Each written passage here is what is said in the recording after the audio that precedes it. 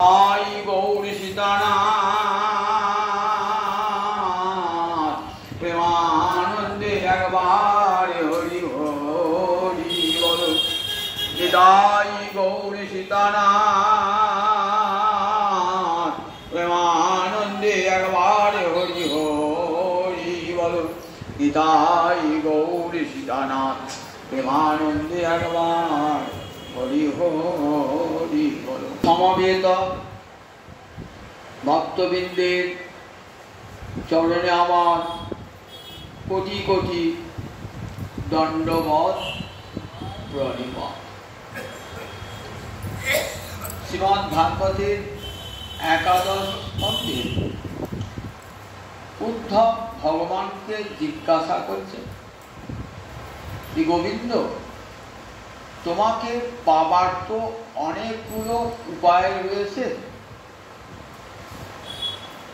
কেউ বলেছেন তোমাকে যোগ সাধনের দ্বারা পাওয়া যায়, কেউ বলেছেন জ্ঞান সাধনের দ্বারা, কেউ বলেছেন ভক্তি সাধনের দ্বারা, কেউ বলেছেন যাগযজ্ঞাদির দ্বারা, কেউ বলেছেন তপস্যার দ্বারা, কেউ বলেছেন বেদবিদ্যার দ্বারা। তাই গোবিন্দ তোমাকে জিজ্ঞাসা করি, এগুলি কি এক একটা বিকল্প পথ? একটা করতে না পারলে আরেকটা, একটা করতে না একটা, নাকি একটা সর্বোত্তম পথ আছে যে পথে গেলে তোমাকে পাওয়া যায়? ভগবান দেখুন নিজ মুখে উত্তরটা দান করছে। বলছেন, শোনো উদ্ধব, অনেক পথ থাকতে পারে, কিন্তু আমাকে পাওয়ার একটাই পথ, আমাকে পাওয়ার একটাই রাস্তা। কিসের রাস্তা? ভক্তাহং একয়া গ্রাহ্য শ্রদ্ধেয়াত্মা প্রিয় সদা ভক্তি পুনাতি মন্নিষ্ঠা স্বপাকান অপি সম্ভবাৎ। ভক্তা ভক্তি শব্দের তৃতীয়ার এক বচনে ভক্তা। তৃতীয়া বিভক্তিটা অনেক কারণেই হয়, কিন্তু এখানে কোন কারণে হয়েছে? করণ কারকের তৃতীয়া বিভক্তি। করণ কারকের তৃতীয়া বিভক্তি কখন হয়? পাণিনি তার অষ্টাধ্যায়ী ব্যাকরণে বললেন যে সাধকতমং কর্ণম, ক্রিয়া সাধনের যেটা সবচেয়ে বেশি উপযোগী তাকেই বলে সাধকতম, এবং সেইটা হয় কর্ম। যেমন কাঠুরিয়া কুড়ুল দিয়ে গাছ কাটছে, তাহলে গাছ কাটার সাধন কোনটা? আপনার হাত, কুড়ুলের বাটটা, আবার কুড়ুলের ফলাটা, তিনটি দরকার। কিন্তু কুড়ুলটাও দরকার, কুড়ুলের বাটটা দরকার, আপনার হাতটা দরকার, কুড়ুলের ফলাটা দরকার। তিনটি সাধক। সাধক মানে যা সাধন করতে সাহায্য করে তাকে বলে সাধন। এই সাধকের আবার তরতম ভাগ আছে, কোনটা সবচেয়ে বেশি উপযোগী তাকে বলবে সাধকতম। তাহলে আমার হাতটা সাধক বটে, কুড়ুলের বাটটা সাধক বটে, কিন্তু সাধকতম কোনটা? না কুড়ুলের ফলাটা। ওটা না থাকলে গাছটা কাটা যাবে না। ওখানেই তৃতীয়া বিভক্তিটা হবে। তোমার হাতে হবে না, কুড়ুলের বাটে হবে না, ওই কুড়ুলের ফলাটাই হবে তৃতীয়া বিভক্তি, সাধকতম করে। তাহলে ভক্তি দেখুন, জ্ঞান যোগ কর্ম কোনটাই কিন্তু ভক্তির সাধক হলো, সাধকতম হলো একমাত্র ভক্তি। তাই এখানে তৃতীয়া বিভক্তি, করণ কারকের তৃতীয়া বিভক্তি আছে। ভক্তাহং একয়া গ্রাহ্য, গ্রাহ্য মানে গ্রহণযোগ্য, একমাত্র ভক্তির দ্বারাই। একয়া, একা মানে অব্যভিচারিণী ভক্তি, যে ভক্তির সঙ্গে জ্ঞানের মিশ্রণ থাকবে না, কর্মের মিশ্রণ থাকবে না, যোগের মিশ্রণ থাকবে না, কর্ম, জ্ঞান, যোগ এদের থেকে দূরে থাকবে ভক্তি। এই তিনটে মেশামেশি হবে না, কিন্তু একবারে ভক্তি যখন সম্পূর্ণ উন্মুক্ত এই তিনটে কর্ম, জ্ঞান, যোগ থেকে, তখন সেটা হবে অব্যভিচারিণী ভক্তি। ভক্তাহম একয়া রাজ্য, শ্রদ্ধা থেকে সেই ভক্তিটার উৎপত্তি হয়। ভক্তি অসংগত সিন্ধুতে আমরা শুনেছি, আদৌ শ্রদ্ধা তত সাধু সঙ্গ, এগুলো ধীরে ধীরে ভক্তি যায়। সেই শ্রদ্ধা থেকে যে ভক্তির জন্ম হলো, সেই ভক্তির দ্বারা আমাকে পাওয়া যাবে। আমি শতাং প্রিয়, আমি সাধুজনের, ভক্তগণের একমাত্র প্রিয়, তাই আমাকে পাওয়ার সর্বশ্রেষ্ঠ পথ হলো, সাধকতম পথ হলো একমাত্র ভক্তি। ভক্তি পুনাতি মননিষ্ঠা, পুনাতি মানে পবিত্র করে, পুনাতি অর্থ পবিত্র করে। মননিষ্ঠা আমাদের নিষ্ঠাময়ী যে ভক্তি, ভক্তি পুনাতি মননিষ্ঠা, আমাদের নিষ্ঠাময়ী যে ভক্তি, সেটা পবিত্র করে তাকে সপাগান। সপাগ মানে চণ্ডাল। চণ্ডাল 4 বর্ণের বাইরে, ব্রাহ্মণ, ক্ষত্র, বৈশ্য, শূদ্র, এই 4টে বর্ণের বাইরে। এরা জাতিচ্যুত, আউটকাস্ট বলা ইংরেজি, এরা 4টে জাতি বাইরে। চণ্ডাল বললেন সপাক মানে কেন? স মানে কুকুর, কুকুরের মাংস তো কেউ খায় না, কিন্তু এরা কুকুরের মাংস খায় বলে এদিকে বলে চণ্ডাল। সপাকাম অর্থাৎ সানম পচতি, সা মানে কুকুর, কুকুর রান্না করে খায় বলে এদিকে বলে সপাক। সম্ভবাদ জন্মিয়েছে খারাপ কুলে, তো দুর্জাতিতে জন্মিয়েছে, তো তারপর দুর্জাতিতে জন্মগ্রহণ করলেও চণ্ডাল যদি ভক্তিমান হয়, তাহলে সেই চণ্ডালটাও পবিত্র হয়ে যায়। তাহলে দেখুন ভক্তির কতখানি ক্ষমতা।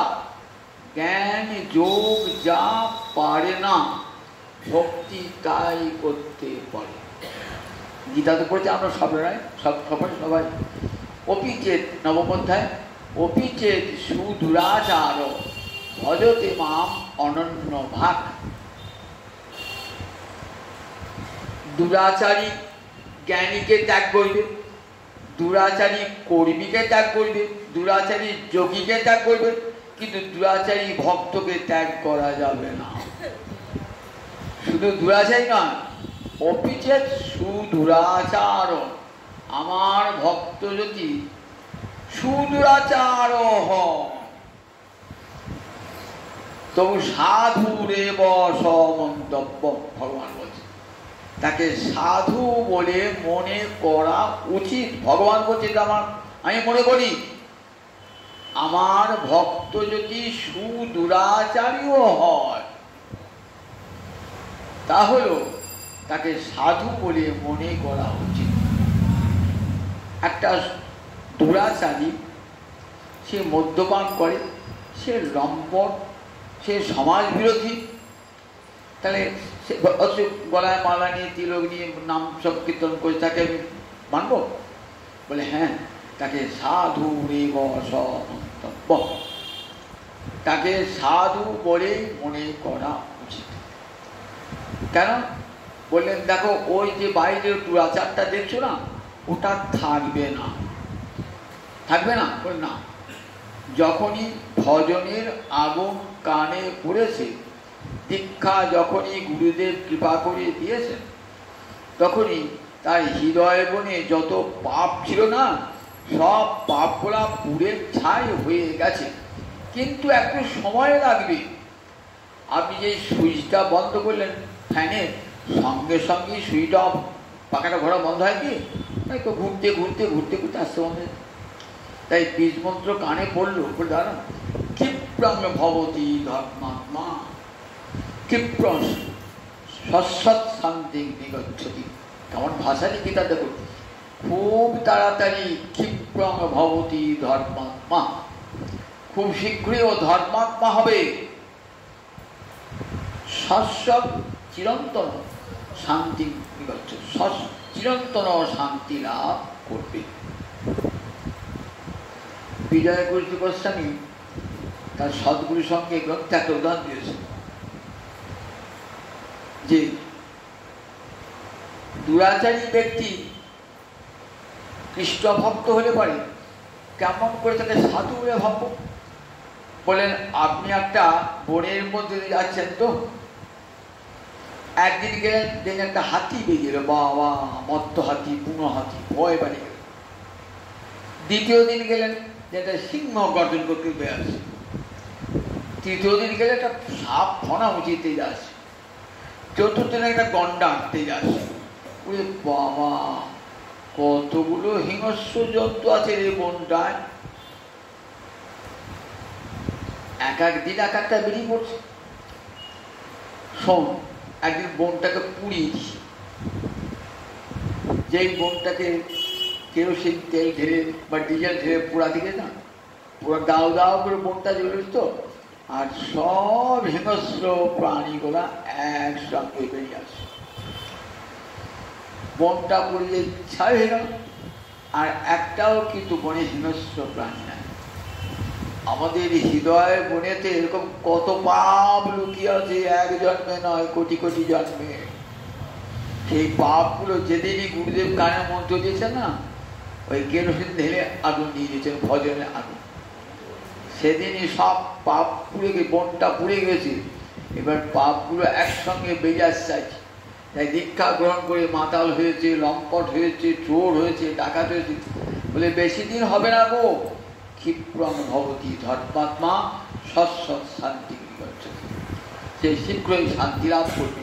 ক্ষিপ্রং ভবতি বললেন, বর্তমানকালে ভবতি বলতে পারতেন তো ক্ষিপ্রং ভবিষ্যতি হবে, তাতে বলে না, এত তাড়াতাড়ি বর্তমানকালে ক্রিয়াটি প্রয়োগ করলেন, ক্ষিপ্রং ভবতি ধর্মাত্মা সৎসৎ শান্তি বিগচ্ছতি, চিরশান্তি লাভ করবে। তাহলে দেখুন, যদি সুদূরাচার ব্যক্তি কৃষ্ণ ভক্তি লাভ করে সাধু হয়ে যায়, স্ত্রী বৈশ্যাস তথা শূদ্রা, বলে স্ত্রী জাতি হোক, বৈশ্য হোক, শূদ্র হোক, পাপজন, যারা পাপ জন্যে জন্মগ্রহণ করেছে, অর্থাৎ ব্যাগ শবর এইসব শ্রেণী, এরা অপরাধী সম্প্রদায়, এরা বনে থাকে, জঙ্গলে থাকে, মানুষ খুন করে, মানুষ হত্যা করে, বলে এরা কি কোন ছাড়, এরা তো পবিত্র হবেই হবে। আমার ভক্তি যদি, আমার ভজন ভক্তি কানে যায় গুরুদেবের মাধ্যমে, তাহলে কিন্তু সবাই এরা পবিত্র হবে। তাই ভক্তি পুনাতি মন্নিষ্ঠা সপাকান অপি সম্ভবান। আমার যে ভক্তি, সেই ভক্তিটা চণ্ডালকেও পবিত্র করে দেয়। বলুন দেখি, আর কোন সাধনের ক্ষমতা আছে যে চণ্ডালকে পবিত্র করে দেয়? কোনো সাধনের ক্ষমতা নাই চণ্ডালকে পবিত্র করতে পারে। একমাত্র কৃষ্ণ ভক্তি এমনই একটি সাধন যা চণ্ডালকেও পবিত্র করে দেয়। ভক্তি পুনাতি মন্নিষ্ঠা সপাকান অপি সম্ভবাৎ। কত ভুরি ভুরি দৃষ্টান্ত শাস্ত্র খুললেই পাবেন। একদিন যে ডাকাত ছিল, সে আজ পরম কৃষ্ণ ভক্ত হয়ে গেছে। একদিন চণ্ডাল অসভ্য বুনো জাতি ছিল, সে আজ পরম কৃষ্ণ ভক্ত, সদ্গুরুর সান্নিধ্য লাভ করে পরম হরিভক্ত হয়ে গেছে। মাতাল লম্পট ছিল, গুরুদেবের কৃপার ফলে সে সাধু ভক্তে পরিণত হয়েছে। এমন উদাহরণ ভাগবতে, চৈতন্য চৈতন্যতে, চৈতন্য ভাগবতে, ভক্তমাল গ্রন্থে হাজার হাজার উদাহরণ আছে। এখানে তো যে ভক্তি কোনো জাতি বিচার করে না, মানুষ বিচার করে না, কোনো বর্ণাশ্রম বিচার করে না। ভক্তি মহারানী করুণাময়ী তো নারী, ভক্তি নারী, অত হিসাব করতে জানেন না, কোমল হৃদয়া ভক্তি। তাই যেই কৃষ্ণ বলে ভক্তি মহারানী সেখানেই ছুটে যান। সেই জন্যই ভক্তের আখ্যান শুনতে হয়। ভক্তের আখ্যান শুনলে কৃষ্ণে ভক্তি হয়। বৃন্দাবন দাস ঠাকুর চৈতন্য ভাগবতী বলছেন, আগে ভক্তের কথা শোনো, ভক্তের আখ্যান শুনতে শুনতে হরি ভক্তি লাভ হয়ে যাবে। শ্রীমদ্ ভাগবত তাই বলেছে। বৃন্দাবন দাস ঠাকুর চৈতন্য লীলার ব্যাস, যেমন বেদব্যাস কৃষ্ণদেবপাঠে বেদব্যাস কৃষ্ণ লীলার ব্যাস, তেমনি বৃন্দাবন দাস ঠাকুর চৈতন্য লীলার ব্যাস। কোথা বাড়ি? দেনুর, বর্ধমান জেলা, এই পূর্ব বর্ধমান জেলার দেনুর গ্রামে। নারায়ণী নন্দন, নারায়ণীকে শিবাসের ভ্রাতুষ্পুত্রী ভাইজি নারায়ণী, সেই নারায়ণীর পুত্র হল বৃন্দাবন দাস ঠাকুর। তার লেখা প্রথম বাংলা ভাষায় চৈতন্য চরিত গ্রন্থ হলেন চৈতন্য ভাগবত। খুব সহজ বাংলা ভাষায় চৈতন্য চৈতামৃত পড়লে বুঝতে পারবেন না, কারণ এটি দার্শনিক কাব্য। কিন্তু চৈতন্য ভাগবত অতি সহজ, ঠিক কীর্তিবাসী রামায়ণের মতন, কাশিদাসী মহাভারতের মতন পড়লে অর্থ উপলব্ধ হয়ে যায়। সামান্য বিদ্যা যাদের, তারাও কিন্তু এই চৈতন্য ভাগবত পড়লেই বুঝতে পারে।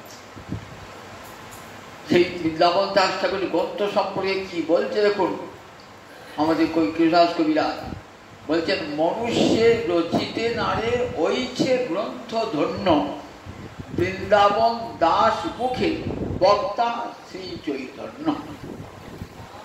মানুষে এমন গ্রন্থ রচনা করতে পারে না। বৃন্দাবন দাস তো মানুষ নন, বেদব্যাসী বৃন্দাবন দাস হয়েছেন, তাই এমন গ্রন্থ লিখতে পেরেছে। মনুষ্যে রচিতে নারী হয়েছে গ্রন্থ ধন্য, বৃন্দাবন দাস মুখে বক্তা শ্রী চৈতন্য। বৃন্দাবনের দাসের মুখে বসে চৈতন্য হয়েছে। যেমন চৈতন্য বলছে, কি বলছেন, আমার লিখন বলে দেখুন, আমার লিখন যেন মদন মোহনের লিখন, মদন মোহন আমাকে লেখাচ্ছে। চৈতন্য লিখছেন যখন, যে আমার লেখন বলে মদন মোহনের করুণায় তিনি আমার আপনা আপনি কলমের ডগায় যেন সত্যি সঞ্চার করেছেন। সেই বৃন্দাবন দাস ঠাকুর চৈতন্য ভাগবতে বহু ভক্তের কথা বলেছেন। মাঝে মাঝে উদাহরণস্বরূপে অনেক ভক্তের কথা বলেছি, আজ শোনাবে কি ভক্তের কথা। এই ভক্তের নাম শ্রীধর বিপ্র। এই শ্রীধর বিপ্রের কথা আপনারা শুনেছেন টুকিটাকি, কিন্তু বিস্তার করে বর্ণনা করেছেন বিনাশ কবিরা এই আমাদের বৃন্দাবন দাস ঠাকুর চৈতন্য ভাগবতের ৩-৪টি অধ্যায় ধরে। কে ছিলেন পূর্বলীলায় এই শ্রীধর বিপ্র? বিপ্র মানে ব্রাহ্মণ। শ্রীধর জাতিতে ব্রাহ্মণ ছিলেন। কি ব্রাহ্মণ? গ্রহ বিপ্র। তখনকার দিনে যারা হাত দেখত, গ্রহ নক্ষত্রে বিচার করতো, তাদেরকে বলতো গ্রহ বিপ্র। দেখবেন শ্রাদ্ধ হয়ে পড়ে, শ্রাদ্ধের শেষ ঘন্টাতে এসে বাজাতো ওই গ্রহ বিপ্র, বলে শ্রাদ্ধ সমাপ্ত হয়ে। আপনার দেখতে পাওয়া যায় না। আগে যেমন শ্রাদ্ধ হয়ে পড়ে নাপিত, গুরু, পুরোহিত, সভা পণ্ডিত, সেই সঙ্গে গ্রহ বিপ্রও থাকত, তবে শ্রাদ্ধ কার্যটি সুসম্পন্ন হতো। আর কদিন পুরী তাকে সব করে দেয়, থাকে না, কেউ থাকে না। আর গ্রহ বিপ্র কথাই নেই। বলে গ্রহ বিপ্র এসে কী করবেন, ঘণ্টাটি বাজিয়ে দেবেন, তখন বলবেন তার পাওনাটি নিয়ে ঘণ্টাটি বাজিয়ে বলে শ্রাদ্ধ কার্য সফল। এদিকে বলতো গ্রহ বিপ্র। স্বাভাবিকভাবে গ্রহ বিপ্র ব্রাহ্মণ সমাজে অকুলীন ছিলেন, ব্রাহ্মণ সমাজে খুব কিছু স্থানীয় ছিলেন। তাই ব্রাহ্মণের কাজ না করে কি করতেন, থোর, মোচা, কলা, জীবন ধান করতে হতো, এইসব বিক্রি করতেন। কোথায়? নবদ্বীপের বাজারে থোর, মোচা, কলা এইসব বিক্রি করতেন নবদ্বীপ বাজারে। আর কি করতেন, খুব পরম সত্যবাদী ছিলেন। যা কিনে আনতেন বলতেন, আমি 2 পয়সায় কিনেছি এই থোরটা, আমি 3 পয়সা তোমাকে দাম নেবো, 1 পয়সা আমার লাভ। 1 পয়সা 3 পয়সার বেশিও নেবো না, 3 পয়সার কম। এইভাবে লোকের কাছে মাল বিক্রি করতেন। যেটুকু লাভ হতো অর্ধেকটা নিজের সংসার পোষণ করতেন, আর অর্ধেকটা মা গঙ্গার সেবা লাগবে। গঙ্গার প্রতি এত ভক্তি, মা গঙ্গার সেবা লাগবে। মহাপ্রভু ভালোবাসতেন এই শ্রীধরকে। আর শ্রীধর কি করতেন? সারাটি রাত ধরে কীর্তন করতেন, হরি ওম রাম রাম, হরি ওম রাম রাম, হরি ওম রাম রাম, হরে কৃষ্ণ কৃষ্ণ কৃষ্ণ হরে হরে, হরে রাম রাম রাম হরে হরে, হরে মুরারে মধু বৈঠভারে। এই গান করতে একবার চারি পরে রাখত, দিনের বেলা ব্যবসা বাণিজ্য করতেন, ভোজন টোজন সরিয়ে কীর্তন করতেন, একবারে সারা রাত কেটে। লোকে তো রেগে আগুন, পাশাপাশি প্রতিবেশীরা বললেন, মহা চাষা বেটা, মামুনের ছেলে চাষার কাজ করে, চাষা বেটা লেখাপড়া যায় তো কিছুই না, পেটে ক্ষুধা পায় আর চিৎকার করছে, কীর্তন কর, সবারই ঘুম ভাঙেনি কীর্তন করত, এত গালি দিত, নিন্দা করত, কিন্তু শ্রীধর আপন মনে কীর্তন করত। ঘরখানায় কেমন একটা মাটির চালা ঘর, সেই চালা ঘরটায় খড় নাই, চালে খড় নাই, আধখানা নাই, আর কাপড়টা শতছিন্ন, 8-10টা কীট মাথা। একদিন মহাপ্রভু নগর ভ্রমণ করতে করতে করতে করতে তদ্দুবায় পল্লীতে হাজির হয়েছে। হাজির হয়ে মহাপ্রভু বলছেন, শ্রীধর। তখন মহাপ্রভু খুব নাম, নিমাই পণ্ডিত, নবদ্বীপের সেরা পণ্ডিত, দেশের লোকরা সব পণ্ডিতের টোল গুটিয়ে গেছে, যত ছাত্র সব নিমাই পণ্ডিত, খুব নাম ডাক নিমাই পণ্ডিত।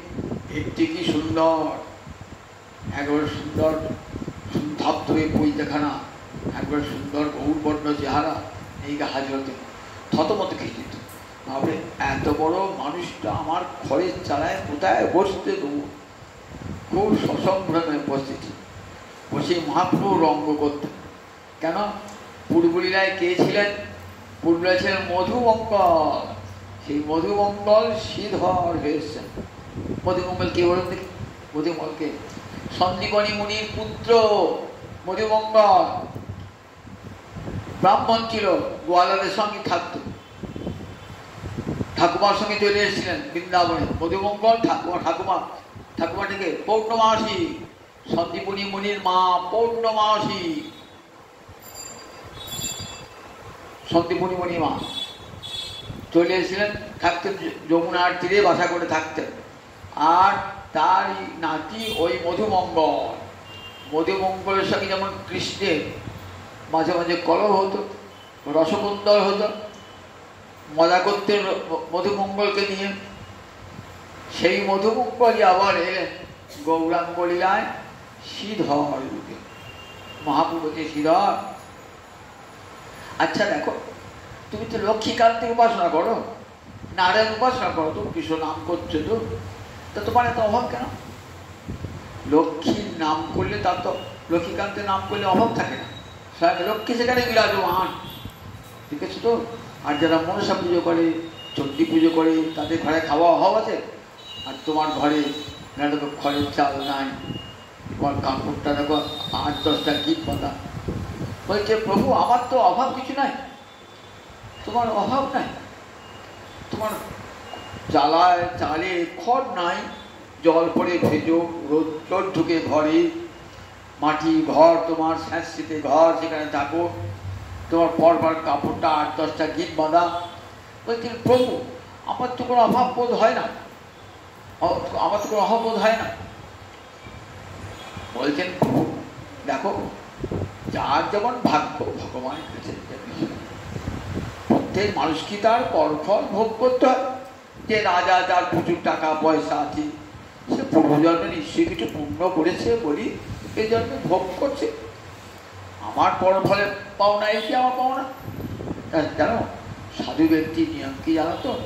কর্মফলে যেটা পাওনা সেইটা নিয়েই থাকতে, সন্তুষ্ট থাকতে হয়, কারণ তার বাইরে আমি পাবো না।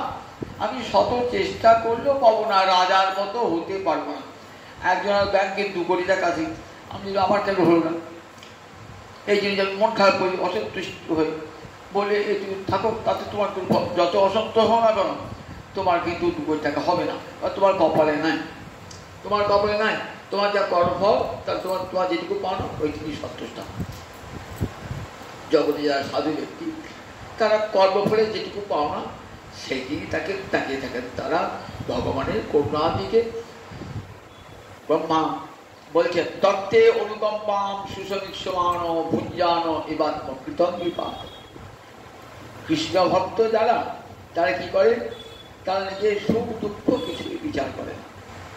সুখ যেমন ভগবানের পাওনা, দুঃখতেরই ভগবানের দেওয়া, সুখ দুঃখ দুই তো করুণার দান, এ তো আমার কর্মফলের পাওনা, এই জন্য ভগবানের প্রতি সহায়ক করবো কেন?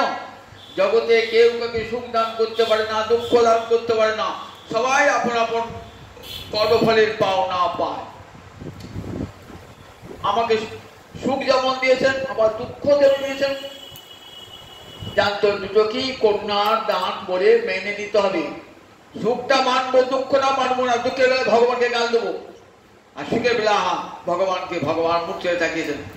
আর দুঃখের বেলা ভগবান কানা নাকি দেখতে পায় না, আমার এত কষ্ট, ভগবানকে গাল দিই। কিন্তু ভক্ত করে না গো, দুটোই সমান করে না, দুঃখটাও তার দান আবার সুখটাও তার দান। ভক্ত করে তত্ত্বে অনুকম্পাম সুসমীক্ষমান ভুঞ্জান এবার কীর্তন বিপাক। তারা আত্মকৃত বিপাক, এ তো আমার কর্মফলে পাও না। আমি যদি পাপ করে থাকি সে ফল আমাকে ভোগ করতেই হবে। সকর্ম ফলভূ পুয়া, কর্ম কখনো তার ফলকে ত্যাগ করে না। যে কোনো কর্ম করুন না কেন, এ জন্মে না পান পরের জন্মে পাবেনই পাবেন, তার ফল ভোগ করতেই হবে। স্বীকার করুন আর নাই কর্মফল ভোগ করতে। অতি বড় ধনবান ব্যক্তি দেখবেন প্রচুর ধন সম্পদ করেছে, কিন্তু দিনের বেলা ভাত খেতে গেল, ছেলে মদ খেয়ে এসে গাল দিতে আরম্ভ করলো, বা কোথায় ভাত খায় বসে। দেখো কেমন কর্মফলে পাও না, প্রচুর টাকা, গাড়ি গাড়ি টাকা, সুখ আছে? তাহলে অর্থ থাকি সবসময় সুখ হয় না, সুখটা ভগবানের। আবার দেখুন অতি দরিদ্র, দিন আনে দিন খায়, গাছতলায় থাকে, তেমন পরম সুখে রয়েছে, এতটুকু তার দুঃখ বোধ নাই। তাই সুখ দুঃখ ভগবানের করুণার দান, যা যেটুকু পাওনা সেটুকু সে পাবে, এটা ভক্ত মনে করে। মহাপুর অঙ্গ করছেন, দেখো আমি তো কৃষ্ণ নামই আছি, গোবিন্দ যেমন ডেকেছেন তেমনি আছে। বললেন দেখো ভাবছেন গৌরীর সঙ্গে বেশি তর্ক করা সম্ভব না, কারণ আমি তো সামান্য কিছুই মূর্খ, তো কিছুই জানি না। আর এত বড় পণ্ডিত আমার বাড়িতে এসছে, প্রভু অনেক বেলা হয়েছে, তুমি মধ্যাহ্ন ভোজন করো। তারপরে শুধু যাবো না, তোমার কাছে যখন এসেছি শুধু যাবো না, শুধু যাবে না, তোমাকে কি আমি দেবো? আমার তো টাকা পয়সা কিছুই নাই, আমার ঘরে থোর আছে, মোচা আছে, কলা আছে। বলে আমি ওই যে পেলেই হয়, থোর মোচা কলা মহাপ্রভুকে দেন। বললেন ঠিক আছে, এর পাওনা ওই প্রতিদান তুই পেয়ে যাবে। এইবার মহাপ্রভুর সাক্ষ্য হইয়া ভাব, চৈতন্য ভাগবতী মহাপ্রভুর সাক্ষ্য হইয়া ভাব একটি গুরুত্বপূর্ণ অধ্যায়। সব ভক্তকে ডেকে ডেকে পার করছেন। মহাপ্রভু কোথায় হঠাৎ একদিন আবিষ্ট হয়েছেন, মহাপ্রভু ভক্তভাবে দেখতেন, কখন নিজেকে ভগবান বলতেন না, ভক্তভাবে আমি কৃষ্ণ দাস, আমি মায়াবাদী সন্ন্যাসী লুকিয়ে থাকতেন। একবার 7 প্রহর মানে 8 প্রহর একটা দিন, তাহলে একটা প্রহর বাদ গেল, 7 প্রহর 3 ঘন্টা একটা প্রহর, তার 21 ঘন্টা, অর্থাৎ একটা প্রহর পার হওয়ার পর মহাপ্রভু শিবাসম্মানে এসেছেন। এসে কোথায় বসেছেন? যেখানে বিষ্ণুর সিংহাসন, সেই সিংহাসনে বসে পড়ছে। বসে পড়ে বলছেন আমার অভিষেক করো শিবাস, আমার অভিষেক করো, অভিষেক কীর্তন শুরু করো। সঙ্গে সঙ্গে বহু ভক্তকে জুটে গেছে। তখন নিকটেই গঙ্গা, সেখান থেকে সব ঘড়া ঘড়া জল আনছেন। 108 কিস ও বাড়ির উঠোনে বসিয়ে 1000 ঘড়া জল, যে যাচ্ছে সব জল আনছেন, জল ঢালছেন। ওম সহস্র শিষ্যা পুরুষ সহস্রাক্ষ সহস্রপাত সভূমি সর্বতো বিদ্যা প্রত্যতিষ্ঠ দশাঙ্গুলম। এই বেদ মন্ত্র বলতে একদম শিবাসের গৃহে একটা ঝি ছিল, তার নাম দুঃখী, সেও জল আছে। হঠাৎ মহাপুজুকে বলছে তোর নাম কি রে? বলে আমার নাম দুঃখী।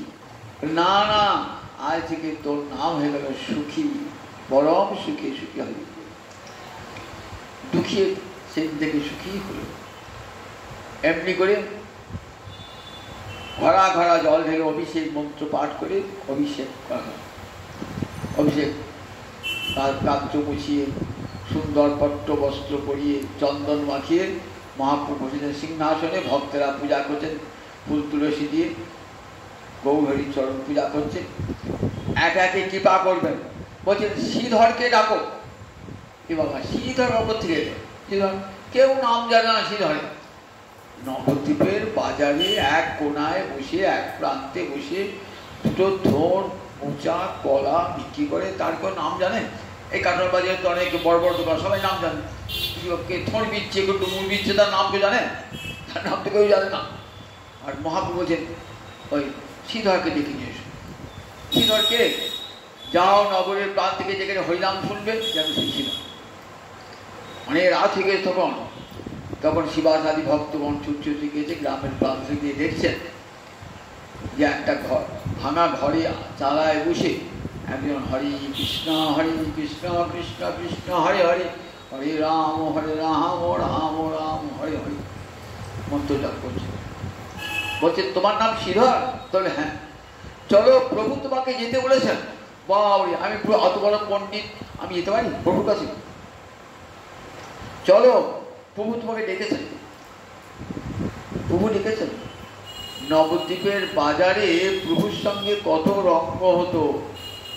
মহাপ্রভু যখন টলি ছেড়ে পড়তেন না, বাজার করছেন, মাঝে মাঝে ঘুরে ঘুরে কোথায় যেতেন? ওই শ্রীধরের কাছে।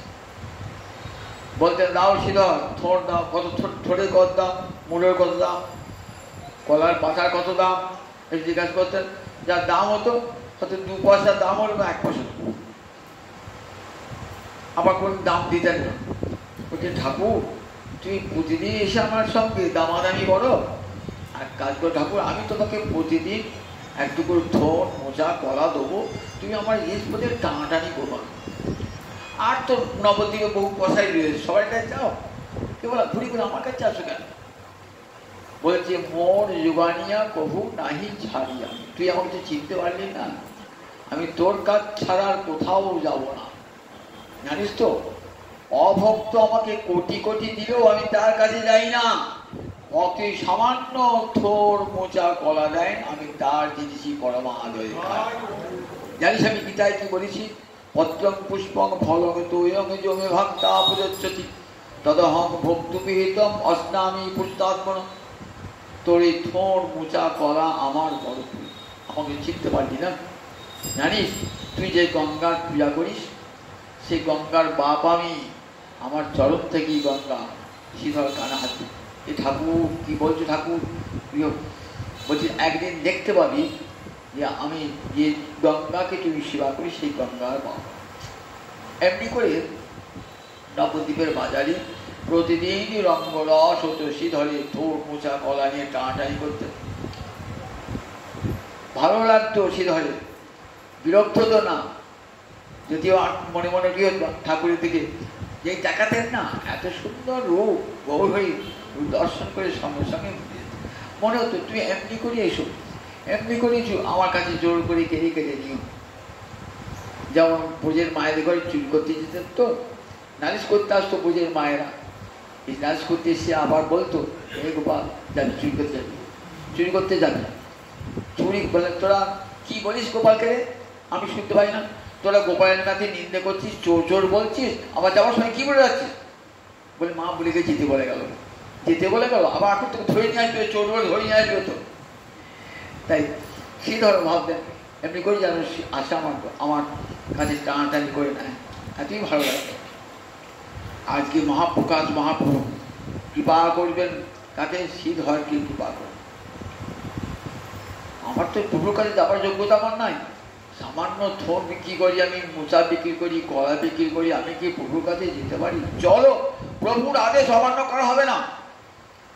জোর করে ধরে নিয়ে এসছি, দেখো আমি কে? শ্রীধর দেখো। শ্রীধর একদিন গৌর পুরোহিত দেখেছেন তো, কি দেখছেন? হাতে মোহন মুরলী আর ত্রিভঙ্গ ভঙ্গে ওঠা। আবার দেখছেন শঙ্খ চক্র গদা পদ্ম, পাশে কমলা খাওয়াচ্ছেন, নারায়ণকে খাওয়াচ্ছেন। আবার দেখছেন ব্রহ্মারি দেবগণ ইয়ং ব্রহ্মা মরুতেন্দ্র রুদ্র মরুত স্পৃণন্তি দিব্যস্তবৈ। ব্রহ্মা, ইন্দ্র, বরুণ, সনকাদি ঋষিগণ স্তব করছে, অনন্তনাগ ফণা বিস্তার করে আছে। দেখছেন বলরাম ছত্র ধারণ করে আছে, সব দর্শন করছে। দেখ শ্রীধর, তোর অনেক থোর মোচা কলা খেয়েছি, কোনোদিন দাম দিয়েছি, কোনোদিন দি নাই।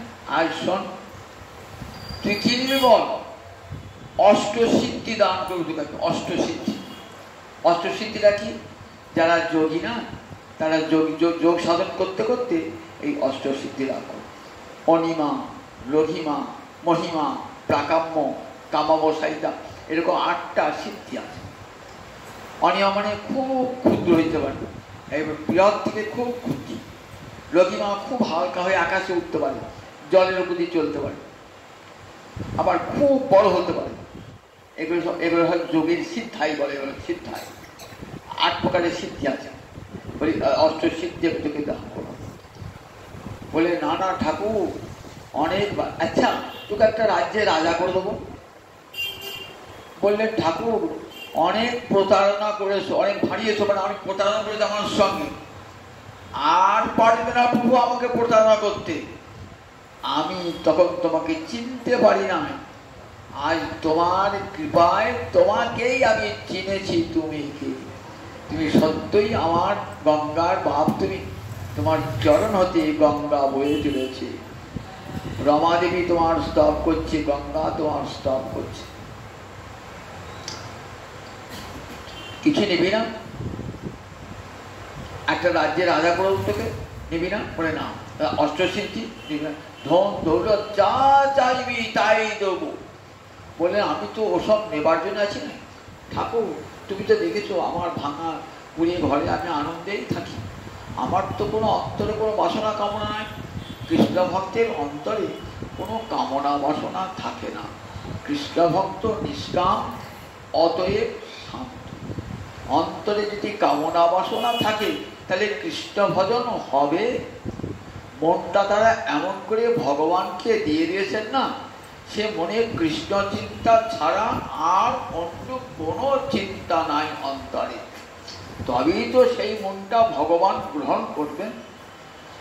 আপনি আমাকে একটা বাড়ি দান করলেন, তো এই বাড়িটা করে দিলাম। বাড়িটা আমি নিয়ে দেখছি বাবা, যে 5 জায়গায় বাড়িটা বন্ধ, 5 জায়গায় বাড়িটা বন্ধ রয়েছে। এই দান করা কি মানে হলো? সে বন্ধক ছাড়ি তোমার টাকা আমার বাড়িটা কেনাই হলো। কি দান করা হলো? দান হলো কি? সে দান হলো না। যদি বন্ধক ফন্ধক না থাকে দানটা বাড়ির দান হলো। আমরা ভগবানকে কখন মনটা দিই? কিরকম মনটা দিই বলুন দেখি? মনটা আধখানা বউর আছে, আধখানা ছেলের আছে, আধখানা জামাইয়ের আছে, আধখানা মেয়ের আছে, এই সব মনটা বন্ধক দিয়ে রেখে দিয়েছি। কতজনের কাছে মনটা বন্ধক দিয়ে রেখে দিয়েছি। দিয়ে বলছি গোবিন্দ তোমাকে এই মন দিয়া। গোবিন্দ বলে ও মন দেওয়ার কোনো মূল্য নাই রে, ও তো বন্ধকি সম্পত্তি। ও বন্ধকি সম্পত্তি আমি নিই না। একবারে কামনা বাসনাহীন কাউকে দিবি না মনটা। বউকে না, ছেলেকে না, মেয়েকে না, জামাইকে না, টাকা কেনা, অর্থ কেনা, বৃত্ত কেনা, যদি সবটা দিস তবেই আমি নেবো। 16 আনা মন যদি আমাকে দিস তবেই নেবো, তবেই নেবো। আমার ভালোবাসার উপরে অপরে ভাগ বসাবে, আর সেই ভালোবাসা আমি নেবো নাকি? জানি না। আমি চাই না আমাকে এমন করে ভালোবাসবো যে ভালোবাসায় ভাগ বসায়। আমি 16 আনা ভালোবাসা চাই মনের মধ্যে। ভক্ত তাই 16 আনা ভালোবাসা মন ভগবানকে দিয়ে দেয়। শ্রীহরের মন খারাপ বাড়িতে নয়, নিজের কাপড়ে নয়, কোথাও নয়, সংসারে নয়, সব মনটা মনের 16 আনা গোবিন্দ চরণে অর্পণ করেছে। তাই কোনো অভাব অভিযোগ তার অন্তরে নাই। গোবিন্দ যার হৃদয়ে, তার আবার অভাব থাকে নাকি? অভাব বোধ থাকে নাকি? সতত আনন্দে উৎফুল্ল হয়েছেন মন, সতত আনন্দ উৎফুল্ল হয়েছে। রুইদাস মুচিকে জুতো সেলাই করে রুইদাস মুচি, খুব দরিদ্র, রামচন্দ্র গিয়ে দেখছেন বড় রাম ভক্ত, গিয়ে একদিন একটা স্পর্শ মনে দিয়ে এসছে, বলে আমি একটা ব্রাহ্মণ এসছি তোর কাছে, কিন্তু এই নে এটা নে, তোর বড় হব তো, এই নে। কি এটা ঠাকুর? এটা যেটা থেকে শোনা হবে, এইটা তুই যেটা জুতোর ব্যাপারে পারিস না লোহার এটা, এই ঠিকই দিলাম শোনা হবে। ও ঠাকুর এই কী করলে গো, আমাদের কাজ বন্ধ হয়ে গেল, ওই ওটা নিয়ে আমার কী হবে? না ওটা ফ্রি নাও, আমি নেবো না। জোর করে দিলেন, জোর করে রেখে দিলেন। কোথায় রেখে দিলেন? চালের বাতায় রেখে দিলেন, চালের বাতায় রেখে দিলেন। কিন্তু বাতায় এলেন, না না আমি তো নেবো না। 5টা মোহর নিয়ে এলেন, মোহর 5টা নিন। বললেন না না ঠাকুর, আমি মোহরও চাই না, আমি স্পর্শ মণিও চাই না, আমার আরাধ্য দেবতা রামচন্দ্র তাকে পেলেই আমার সব পাওয়া।